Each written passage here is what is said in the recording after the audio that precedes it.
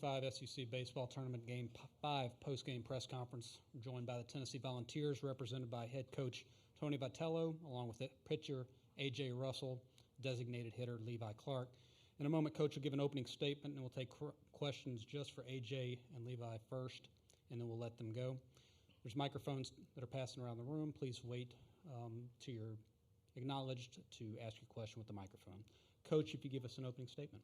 Yeah, as you saw there at the end, I mean, we know Coach Vaughn well for a lot of different reasons. It's a battle every time you play one of his teams. Obviously, this is cutthroat single elimination too, so it's always going to be a challenge to get the final out of the game for either team. But our guys the energy and the vibe was good all day long, even after we made some mistakes. Obviously, we made a bunch. There's a couple that stand out more than others. But if you're watching the game as a coach, or probably as a Vol fan too, you saw a bunch. But the way our guys reacted and handled those mistakes was better than we've done in the past. And I think it was a key to victory, among other things. But, I know the end wasn't what you'd paint if it was a picture or a Picasso. But I'm just telling you, I mean, we get enough criticism, so I'll be criticized for this one too. But I'm telling you, it was better. We got to get Krenzel in that game. We've got a couple other freshmen. Stone Lawless got in there. Didn't necessarily get it done, hit the ball hard. Colby out there on defense, Jay. To be able to get some of those guys in this setting is key, because this is a big deal, as you saw with the fan base and everybody else. So good vibes by our guys. Rambling on, but the one last thing I'll say is unselfishness was a key too. A.J. Russell could have moped. He got arguably their best hitter out in a huge situation. We don't help him out, and he kind of laced up a little bit tighter and got after it. Same thing from Arvidsson. He took the ball and got one of the biggest outs of the game and had no complaint. Well, he wanted to stay out there, but hands the ball off to A.J., and same thing out of everybody else. So, all right, we'll take questions directed to the players first, starting the front row on the right. Ben McKee, 24/7 Sports. A.J., that was the mound that you last pitched on before you had Tommy John, and if I believe correctly, that was kind of the moment you realized that something needed to get fixed. What was it like coming back, pitching on the mound? What was kind of going through your head as you were trotting in from the bullpen? Yeah, it was awesome. It was really good to be out there. I think that's kind of something you think about before the game and all that, but once you get on that mound, it's time to compete, and there's no time to be thinking about stuff like that. And I was happy that I was able to settle in after that kind of first half of the inning and have a good outing after that. Staying on the right, first row. AJ, those 1, 2, 3 innings, I think 6th and 7th, how big were those just to kind of swing the game and settle things down? And what went so well for you over the course of the outing? Yeah, they were massive. We've been talking a lot just with the pitching coaches about every time the offense scores, we need to start putting up some more zeros. And to be able to do that, it felt really good and gave me some more momentum as the game kind of went on, and also gave our team more momentum. So I'm really happy that I was able to do that and execute. Second row in the middle. AJ, Matt Talman from World Baseball Network. What's it like to have a guy like Phillips that can eat innings efficiently, and just having a catcher like Peebles, working east to west, north to south, the strike zone? How do you feel like you utilize your breaking pitches more efficiently with your command and your catching core? Yeah, Marcus is a dog. I mean, I love him, and he's going to go out there and give us everything he's got every time. And I'm more than confident of him to be able to go out there and get the job done. And then with Peebs, it's been really good. Me and him have kind of been working through things, working on the changeup, working on the slider, kind of how to set up or where my focal point or where I'm looking at. Just kind of little cues to kind of help me.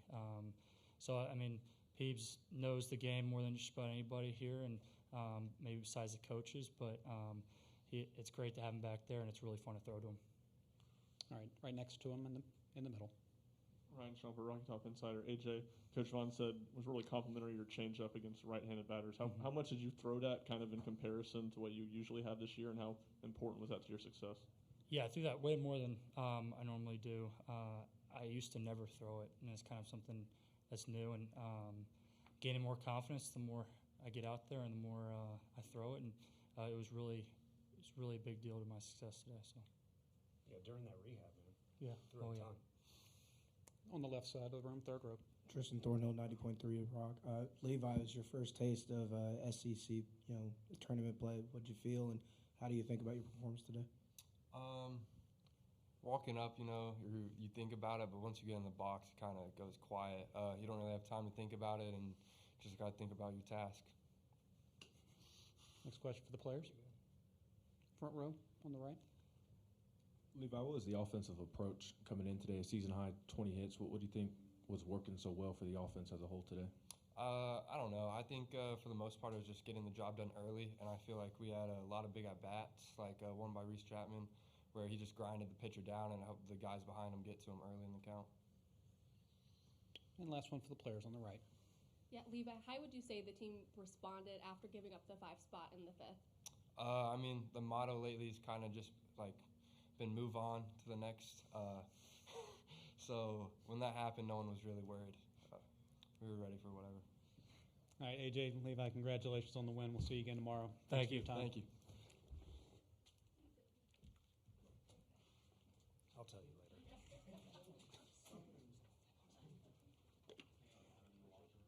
All right, questions for Coach, if you please raise your hand.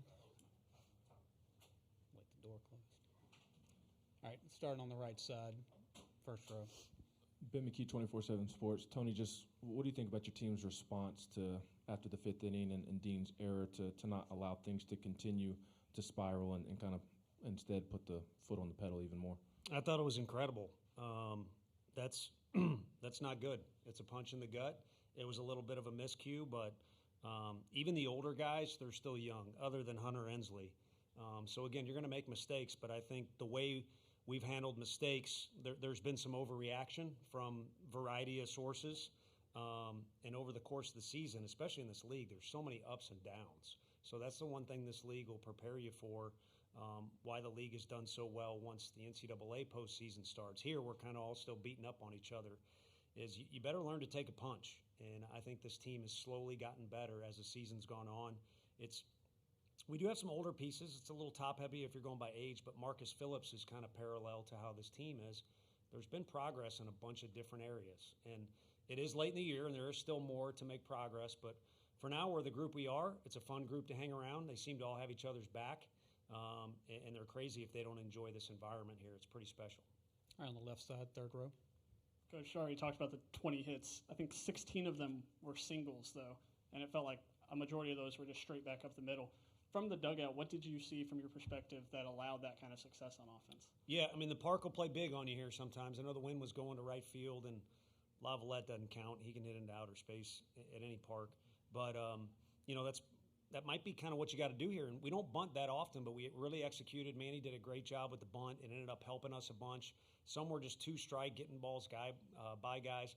But to me, it all started at the beginning of the day. You could sense it a little bit. And I'll be honest, we've had days like that where if you mic'd up our coach's locker room, it's like, man, don't say it too loud, but this is a good deal. And it hasn't always worked out on the scoreboard. Again, it's the SEC. So all we can ask is our guys approach pregame wherever we go, Hoover High School, and then you got to hang out in the locker room and wait till the game's over. That game could have ended real early. It went long. That approach needs to be repeated. And then you just go out and have fun and you play. And again, if you make a mistake, you just get back after it, and we'll see what the stat sheet or scoreboard says after the game. Front row on the right. Yeah, Tony, end of the 5th there with 2 outs. Levi and Cannon had back-to-back singles to tie the game. How big were those hits? And then also Dalton's at bat the inning after with that 2-strike hit the opposite way. Yeah, Dalton was just a little overeager to do things and, really literally just played pepper. That was one of those I was referring to with 2 strikes, just got it by a guy. But for Peebles to tie the game, I mean, he had as good a view as anybody. Looks like we're out of the inning. Marcus was absolutely cruising. I mean, he led us into battle like no other and did it on short rest after we kind of moved some things around. So for Peebles to get that knock in that situation might have been one of the biggest blows of the day, in our favor. So all in all, team effort. Levi did a really good job. He's talking about an at-bat where Reese didn't even get on base. I think he ended up striking out, but wore down that pitcher a little bit, and we ended up scoring after that. So teamwork. In the center of the room in blue. Tony, you touched on it a little bit, but with Dean's error, just kind of where are you from a confidence standpoint with him defensively, and how do you kind of handle some of the issues he's had at this point in the year? I'm plenty good with it. Ride or die for anything, on or off the field with that guy. And obviously I owe a lot.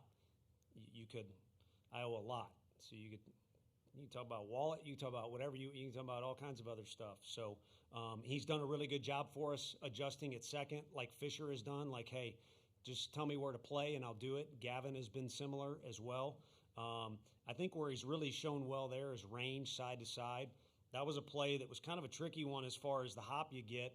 And I think because of the way he fielded it. He thought he needed to get rid of it right away, and we had fish deep. So it was an odd play. Should it happen? No.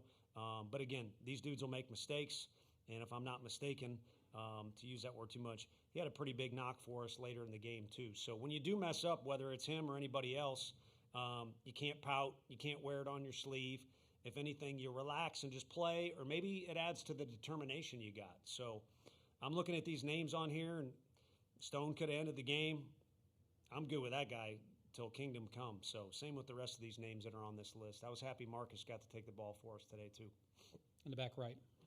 Harrison Payne, SEC Unfiltered. Coach, how symbolic was just today's game and kind of the style in which it was, with the giving up the big inning and then coming back and responding so quickly in that, and then kind of pounding it on, keeping your foot on, the gas and everything, of what the postseason means to be kind of a fresh season, a fresh start, and especially right after kind of some more struggles late in the season than how the beginning of the season went.